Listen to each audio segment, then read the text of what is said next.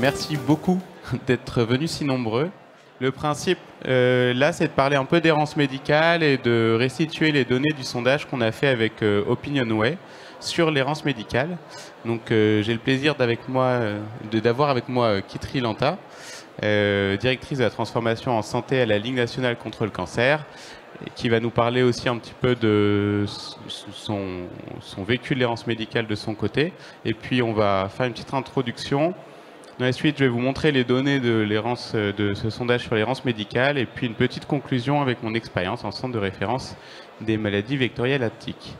L'errance médicale n'a pas de définition objective, c'est une situation dans laquelle le patient ne va pas se sentir suffisamment bien traité ou diagnostiqué. C'est intéressant que ce soit une donnée subjective parce qu'on est obligé d'interroger le patient sur cette question et donc on va vraiment avoir, on ne peut pas faire d'études sur le sujet, c'est pour ça qu'il n'y a pas d'études avant ça, mais uniquement des sondages d'opinion et on va demander réellement au patient comment il se sent, est-ce qu'il a l'impression que le diagnostic et le traitement ont été bons pour ses problèmes de santé. Quand on parle d'errance médicale, on peut parler d'errance diagnostique et on peut parler d'errance thérapeutique. Donc l'errance diagnostique, c'est toute la période qui va succéder aux symptômes jusqu'au moment où le patient va avoir l'impression d'avoir le bon diagnostic posé pour ses symptômes. Et l'errance thérapeutique, c'est toute la période qui va succéder le diagnostic et dans lequel le patient va avoir, jusqu'au moment où il va avoir un traitement adéquat pour ses symptômes. Donc on peut parler d'errance médicale dans toutes les pathologies globalement, dès qu'on a des symptômes. Si on met trop de temps à les diagnostiquer, on peut être dans cette situation d'errance. Donc on va le voir plus particulièrement dans les pathologies qui sont difficiles à diagnostiquer ou dans les pathologies qui vont avoir plein de choses intriquées, ce qui peut rendre le diagnostic plus long, ou dans les maladies rares bien sûr, dans les cancers, on en parlera, et dans les pathologies psychiatriques, entre autres, mais on peut en parler un peu surtout. Un des points importants dans l'errance médicale, c'est qu'un patient qui va mettre du temps avant d'avoir un diagnostic pour son traitement va avoir souvent de plus en plus de symptômes par la suite, puisqu'il va être dans des situations où il va être de plus en plus anxieux, parfois des symptômes dépressifs, avec parfois des douleurs, d'autres symptômes qui arrivent après le premier. Et plus le temps passe, plus ça va être difficile de décortiquer quelle était la pathologie initiale qu'on avait envie de diagnostiquer, des nouveaux symptômes qui se sont installés. Donc tout l'intérêt d'essayer de dépister le plus tôt possible des situations qui peuvent mener à des situations d'errance médicale et les traiter, les diagnostiquer et les traiter le plus vite possible. Et la dernière chose, avant peut-être de passer le micro je crois, c'est que plus donc, le temps passe, plus les patients sont dans des situations complexes à diagnostiquer et donc plus logiquement le médecin va avoir besoin de temps pour démembrer, comprendre la situation du patient.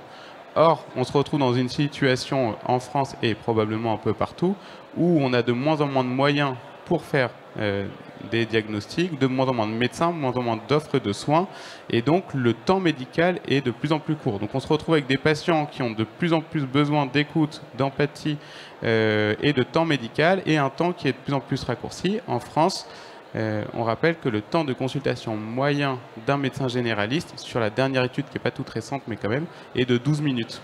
Donc c'est pour ça qu'on a souvent des patients qui ont des soucis, qui vont voir un premier, un deuxième, 3 fois, 4 fois le même médecin et en fait il n'a jamais le temps de se poser sur son diagnostic. Et ça c'est tes slides. Exactement, si tu veux les partager un peu plus. Avant de commencer, du coup, un petit mot très très bref sur la Ligue contre le cancer. On est la première association de patients en cancérologie avec 103 comités départementaux et puis une fédération qui chapeaute l'ensemble. Du coup, l'expérience en tant qu'asso de patients, le retour qu'on a du terrain, c'est que pour nous, l'errance médicale, elle commence effectivement dès les symptômes, ou peut-être même dès l'absence de symptômes. C'est le début, en fait, de cette grande aventure, entre guillemets, qui va driver le patient pendant un certain temps. Il va y avoir cette phase de diagnostic, et puis enfin, l'espérance d'un traitement qui soit efficient, adapté et qui arrive rapidement.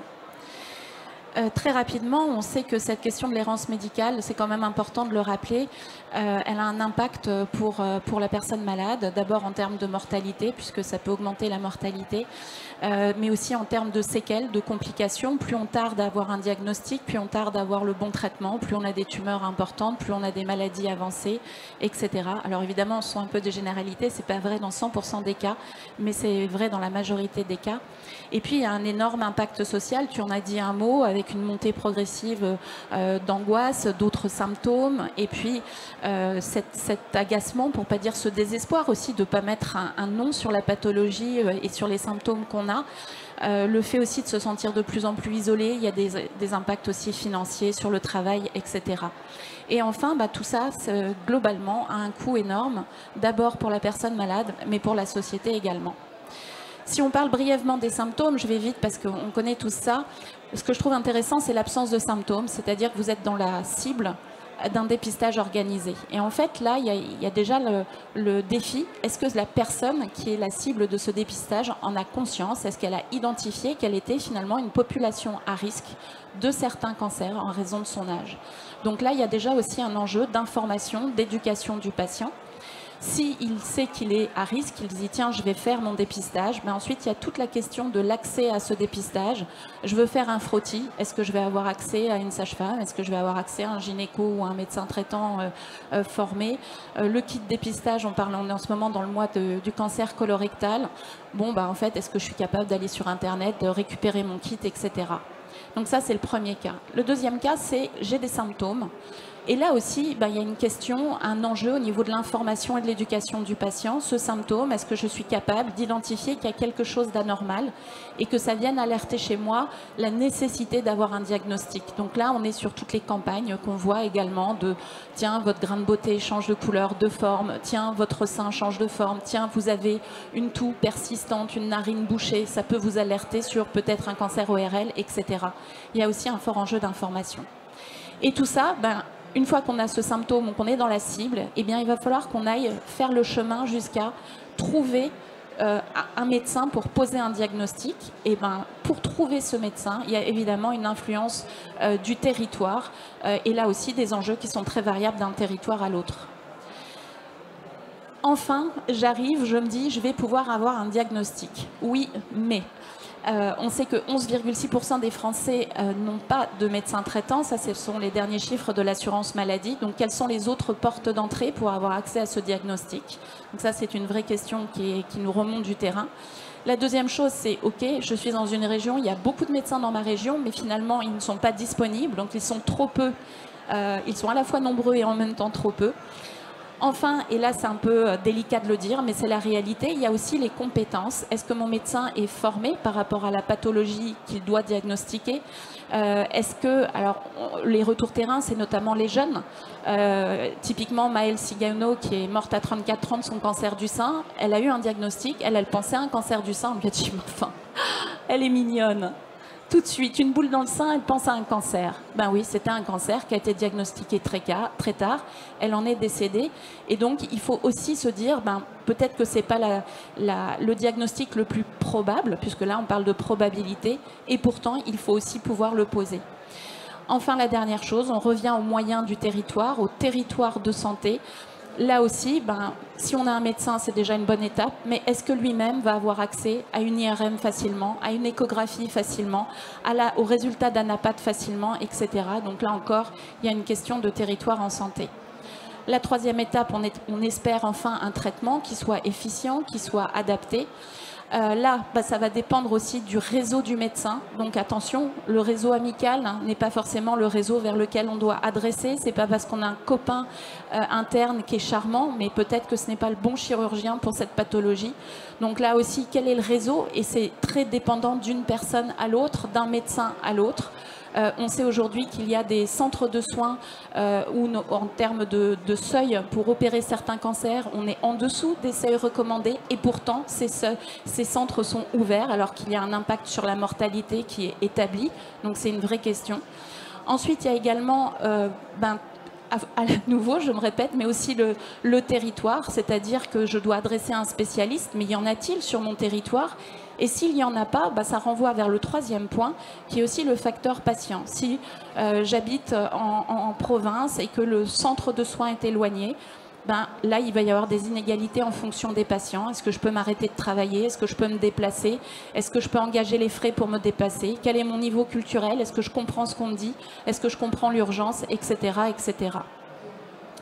Alors, quel est le rôle d'une association de patients comme la nôtre? Le premier rôle, c'est sur l'information. J'en ai beaucoup parlé, c'est-à-dire que nous, on essaye de donner un accès à l'information à tous les patients, quels qu'ils soient, où qu'ils se trouvent. Pour ça, on développe vraiment le aller vers. On a des camionnettes connectées qui vont dans les territoires isolés, qui vont dans les petits villages pour parler de l'information, parler de la prévention solaire, parler de toute la forme d'information qui existe. Ensuite, et ça c'est vraiment, on est une association militante, c'est développer la puissance d'agir des personnes malades. Par exemple, garantir et savoir qu'on a le droit à un deuxième avis médical. On n'est pas sûr, on doute, eh bien on a le droit d'aller demander, c'est pas mal, ce n'est pas faire offense à son médecin que de demander un deuxième avis. Et puis enfin, c'est aussi de faire remonter les retours d'expérience sur la prise en charge, ce qui fonctionne, ce qui ne fonctionne pas suffisamment bien, et justement montrer un peu les trous dans la raquette pour améliorer globalement et diminuer ce délai et cette errance médicale. Enfin, une association comme la nôtre, elle propose un soutien continu à la fois aux proches et aux aidants. On met en place des soins de support qui sont gratuits dans toute la France. Donc ça aussi, c'est important. Et d'autre part, on soutient aussi le droit des patients et des usagers, puisqu'on est aussi une association avec de nombreux représentants des usagers. Et enfin, et je trouve que c'est intéressant ici à Made in Tech, on est très demandeur d'innovation, on est très demandeur de toutes les solutions qui peuvent permettre de faire gagner du temps aux gens, d'être pris en charge plus rapidement, d'avoir un meilleur diagnostic, et toutes les solutions, que ce soit dès l'information ou vraiment jusqu'au dernier traitement. Et il faut rappeler qu'on est le premier financeur privé de la recherche en cancérologie, et avec une recherche qui est vraiment axée sur le patient. Alors souvent on me dit mais toutes les recherches sont axées sur le patient. Non, nous vraiment l'idée c'est d'améliorer le parcours de soins, de santé et de vie des personnes malades grâce à ces innovations. Merci beaucoup. On va voir que dans ce que tu dis, il y a beaucoup de choses qui se regroupent avec le sondage. Donc le moment maintenant que vous attendez tous, pour lequel vous êtes venus de loin, les résultats du sondage. Bon, on va être quand même un peu rapide. Ça apparaît comment? Ouais. Plein écran. Voilà. Donc c'est un sondage. Donc c'est pas une étude. On demande aux gens un échantillon représentatif des Français, quelle est leur opinion sur un sujet. La quantité de personnes, ça c'est un sondage assez classique. Donc c'est représentatif. On peut considérer que les résultats sont représentatifs des Français, l'échantillon, voilà, répartition classique. Déjà, le premier résultat, donc déjà comment on a défini l'errance médicale pour les gens à qui on a posé la question. On leur a dit que l'errance médicale, c'était une période durant laquelle il était difficile d'obtenir un diagnostic clair ou des soins appropriés à cette situation de santé, ce qui conduit souvent à une recherche prolongée de réponses et de traitements adaptés. Bon, c'est important de savoir quelles questions on leur a posées précisément. La première chose qu'on voit, c'est l'importance de l'errance médicale en France. On voit que 30% des patients ont déjà été touchés personnellement par une situation qu'ils jugeaient une situation d'errance médicale. Ensuite, on a essayé de regarder parmi ces gens-là, est-ce qu'il y avait des différences dans les populations. On voit que certaines catégories sont plus touchées que les autres. Les femmes sont plus touchées par l'errance médicale que les hommes. Et après, on voit que la proportion de patients qui ont vécu une situation d'errance médicale est plus importante effectivement avec l'âge, un peu moins chez les 65 ans et plus. Mais on remarque qu'on aurait pu s'attendre à ce qu'elle augmente de manière beaucoup moins rapide. C'est-à-dire que déjà, dès 18-24 ans, 28% des jeunes ont déjà vécu une situation d'errance médicale. Ensuite, on a essayé de regarder plus précisément les difficultés qui ont mené à ces situations jugées comme de l'errance médicale par les patients. Une des données importantes principales, c'est le temps d'attente. Certains patients qui avaient des situations qu'ils jugeaient comme urgentes ou préoccupantes et qui voulaient avoir un rendez-vous rapide ont mis parfois jusqu'à 6 mois avant d'avoir un rendez-vous avec un médecin. Donc ça concerne 36% des Français. 30% ont déjà consulté plusieurs spécialistes. Donc on voit aussi qu'il y a un phénomène où à la fois les personnes qui sont dans des situations d'errance médicale vont être amenées à consulter à de multiples reprises, et c'est aussi paradoxalement eux qui, en partie, vont un peu saturer le système, enfin, ils ne vont pas saturer le système de soins, mais vont aussi prendre des places pour d'autres personnes en situation d'errance. Donc plus on brise ce cycle tôt, et plus on libère de la place aussi, et on améliore ce problème. Dans les choses que l'on note, on voit qu'il y a une grosse disparité également entre hommes et femmes, aussi sur toutes les conséquences et les difficultés en lien avec l'errance médicale, quels que soient les critères. À peu près partout, les femmes sont plus touchées par les difficultés liées à de l'errance médicale, que ce soit pour le temps de consultation, pour le fait d'avoir besoin de consulter plusieurs médecins avant d'avoir un diagnostic considéré comme juste. Et on remarque, voilà, donc ça c'est un peu les chiffres dont on a parlé juste avant. On a essayé de regarder aussi vers quelles alternatives les gens se tournaient lorsqu'ils étaient en situation d'errance médicale. On voit notamment qu'il y a 26% des personnes qui se tournent vers des médecines alternatives, 17% qui vont aller rechercher un diagnostic en ligne, et 18% qui vont finir par faire un diagnostic eux-mêmes, et dans lequel ils auront plus confiance que le diagnostic posé par un médecin. Dans les autres choses, on a essayé d'évaluer le rapport à l'intelligence artificielle. C'est une question qui nous intéresse ici. On voit que finalement, les gens ont assez peu confiance dans l'intelligence artificielle aujourd'hui pour poser un diagnostic ou leur proposer un traitement directement, donc 9 et 7% respectivement. En revanche, on voit que les jeunes vont plus facilement faire confiance, mais ça reste assez bas, 10 et 9%, et qu'ils vont être amenés à utiliser les réseaux sociaux ou publier leur histoire sur les réseaux sociaux dans 18 et 13% pour essayer d'avoir un avis sur leur situation. Ensuite, on a demandé aux gens quelles étaient d'après eux les raisons de cette difficulté du système de soins de les prendre en charge correctement d'après eux. Pour 89% des gens, donc ça c'est important, ils incriminent le manque de spécialistes et de ressources. Ils incriminent également les solutions privilégiées trop rapides. La formation des médecins aussi pour 63%. Donc c'est une manière de dire que les médecins, ou peut-être la science, la médecine, n'a pas de réponse suffisante d'après eux à apporter à leur situation. Et en revanche, ce qui est intéressant, c'est qu'on voit que si très peu des sondés étaient prêts à faire confiance à une intelligence artificielle eux-mêmes, en revanche, 43% des gens aimeraient que les médecins utilisent plus d'intelligence artificielle pour améliorer le diagnostic ou le traitement. Donc c'est quelque chose d'assez positif, assez en phase avec ce qu'on dit ici à Made in Tech, c'est-à-dire que l'IA ne doit pas bien sûr remplacer les soignants, mais il doit être juste un outil qui doit aider à la compréhension ou au traitement des pathologies. Ensuite, ça c'est le même chiffre qu'avant.